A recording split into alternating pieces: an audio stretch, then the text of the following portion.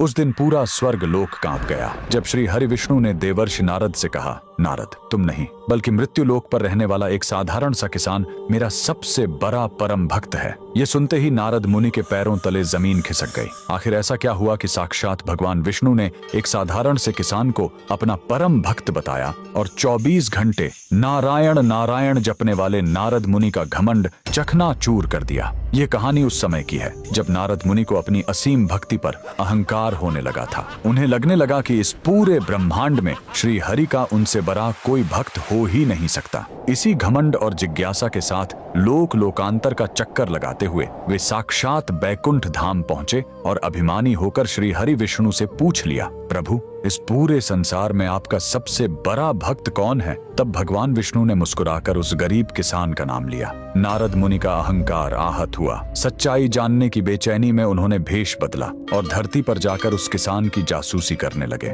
उन्होंने देखा कि वह गरीब किसान सुबह उठा, आसमान की तरफ देखकर हाथ जोड़े और कहा, राम राम प्रभु। फिर वह अपने खेत पर गया। दिन भर उसने चिलचिलाती धूप में अपने बैलों के साथ खेत की जुताई की। पसीने और मिट्टी में लथपथ होकर उसने अपना खून पसीना एक किया। शाम को थका हारा घर लौटा, रूखी सूखी रोटी खाई और सोने से पहले बस एक बार फिर आसमान की ओर देखकर कहा, प्रभु, तेरा कोटि कोटि धन्यवाद। ये देखकर नारद मुनि तुरंत श्री हरि के पास लौटे और थोड़े क्रोधित होकर बोले, प्रभु, उसने तो पूरे दिन भर में मुश्किल से 2 या 3 बार आपका नाम लिया होगा और मैं हर सांस के साथ आपका नाम जपता हूँ, फिर वो आपका परम भक्त कैसे? श्री हरि विष्णु ने उन्हें कुछ भी नहीं समझाया। उन्होंने बस सोने के एक कटोरे को तेल से लबालब भर दिया और नारद जी को देते हुए कहा, नारद, इसे लेकर पूरे ब्रह्मांड का चक्कर लगा कर आओ, लेकिन याद रहे, इस कटोरे से तेल की एक भी बूंद नीचे नहीं गिरनी चाहिए। अपने अहंकार में चूर नारद मुनि उस तेल से भरे सोने के पात्र को लेकर तुरंत ब्रह्मांड के चक्कर पर निकल गए।